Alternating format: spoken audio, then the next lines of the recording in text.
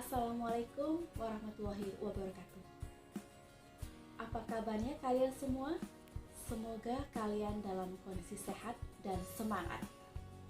Perlu kalian ketahui, di dalam penyelenggaraan kegiatan perkantoran, salah satu hal yang terpenting yang turut menentukan dalam kelancaran pelaksanaan pekerjaan perkantoran adalah penyusunan tempat penyelenggaraan kantor yang baik.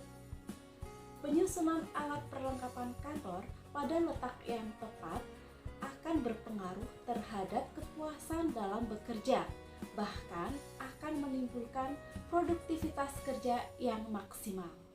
So, pada pertemuan perkuliahan kali ini, kita akan membahas mengenai office layout atau tata ruang kantor. Selamat mengikuti!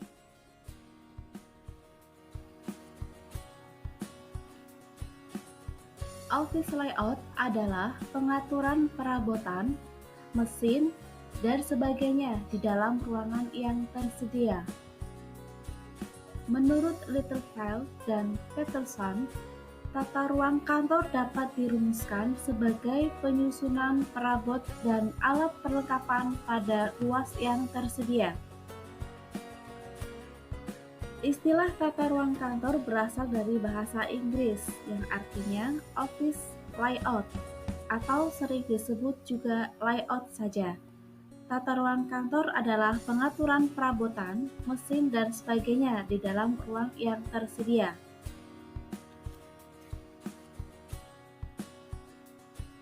Azas-azas pengelolaan tata ruang. Yang pertama, azas jarak terpendek. Perubahan tata ruang kantor pada azas ini maksudnya adalah menata letak meja-meja dengan jarak antar meja tidak terlalu lebar, sehingga pergerakan antar karyawan dapat lebih cepat. Yang kedua, azas rangkaian kerja. Azas penempatan para karyawan dan peralatan menurut urutan pekerjaan, menjadikan pekerjaan lebih cepat dan tidak membuat berseliweran pegawai lainnya, karena pengaturannya mejanya sudah teratur. Yang ketiga, azas penggunaan segenap ruangan. Maksudnya adalah tidak ada ruangan atau luas ruang yang tidak dimanfaatkan. Jika ada ruangan yang kosong, maka dapat diletakkan tanaman, akuarium, dan lain sebagainya, sehingga membuat ruangan semakin nyaman dan asri. Yang keempat, azas perubahan susunan tempat kerja. Azas ini memungkinkan apabila di kantor ada perkembangan, baik pada pekerjaan maupun pegawai, tata ruang dapat diubah dengan mudah dan cepat.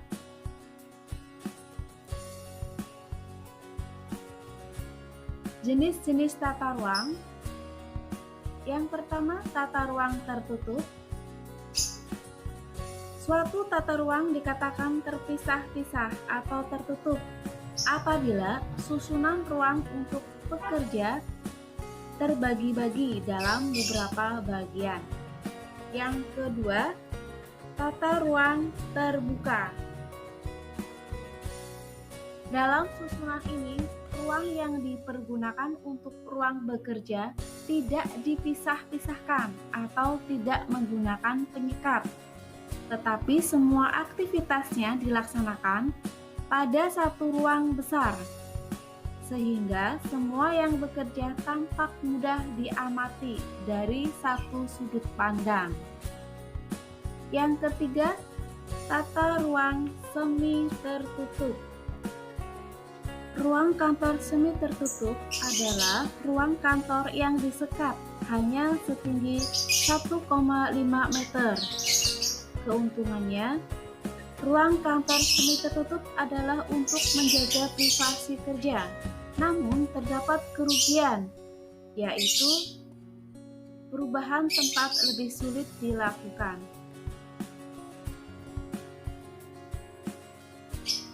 Faktor-faktor pengaruh tata ruang. Yang pertama, perencanaan cahaya.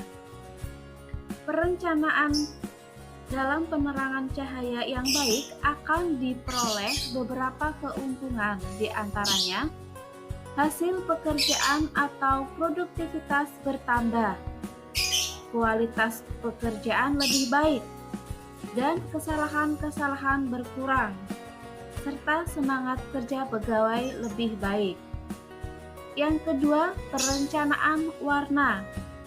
Dengan menggunakan warna yang tepat dan baik, akan diperoleh keuntungan, di antaranya kantor menjadi tampak menyenangkan dan menarik pandangan, serta mempunyai akibat yang tidak langsung terhadap efisiensi dan produktivitas pegawai. Yang ketiga, perencanaan udara.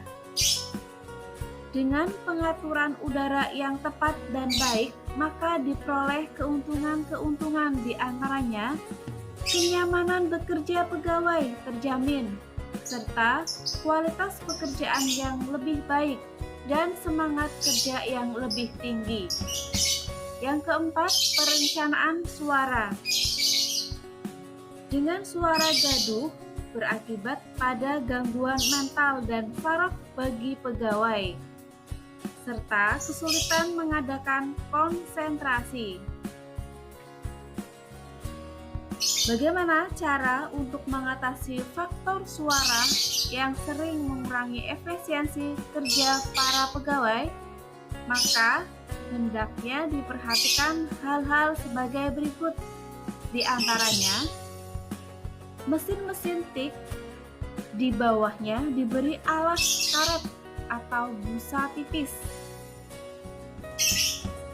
Bisa juga pesawat telepon dibuatkan bilik kecil yang tertutup rapat, atau lantai-lantai ruang sebaiknya diberi alas karet dan semacam tegel dari bahan yang tidak banyak meneruskan suara.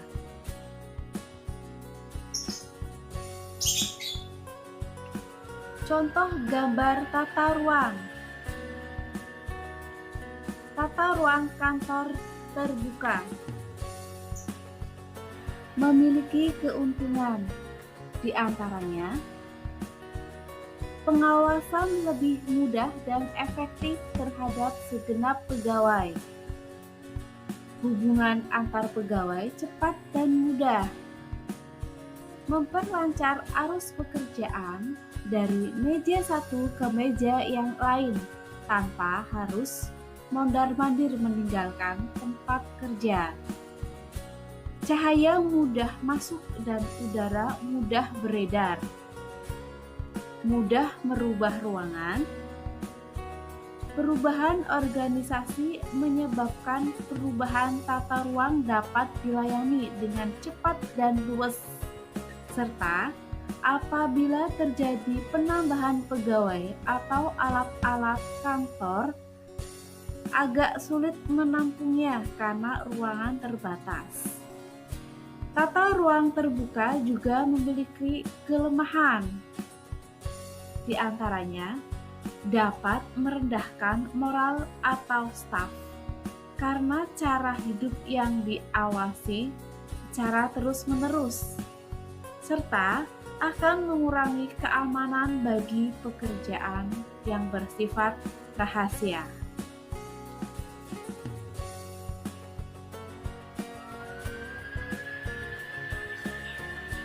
Tata ruang kantor tertutup. Dalam gambar tata ruang kantor tertutup memiliki keuntungan, di antaranya moral pekerja atau staf tetap terjaga. Pekerjaan yang bersifat rahasia tetap terjaga. Menghindari gangguan dari pekerja satu ke yang lainnya, serta pimpinan akan lebih tenang dalam mengerjakan tugasnya karena tidak terganggu oleh kegiatan para karyawan. Sedangkan kelemahan dari tata ruang tertutup diantaranya pengawasan lebih sulit dilakukan karena terhalang oleh penyekat, cahaya sulit masuk, dan udara sulit beredar, sehingga suasana lebih pengap dan gerah. Apabila diperlukan tukar tempat antara bagian yang satu dengan bagian yang lain, sulit dilakukan dan sulit merubah ruangan. Serta apabila terjadi penambahan pegawai atau alat-alat kantor, perubahan mengenai proses penyelesaian suatu pekerjaan agak sulit menampungnya.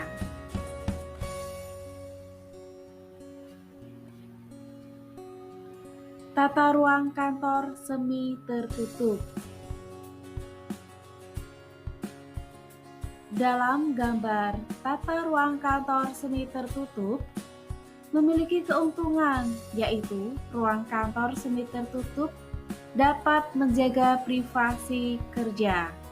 Namun juga memiliki kerugian, yaitu perubahan tempat lebih sulit dilakukan. Oke, demikian tadi materi perkuliahan mengenai office layout atau tata ruang perkantoran. Semoga dapat diaplikasikan dalam dunia kerja kalian. Salam sukses selalu. Wassalamualaikum warahmatullahi wabarakatuh.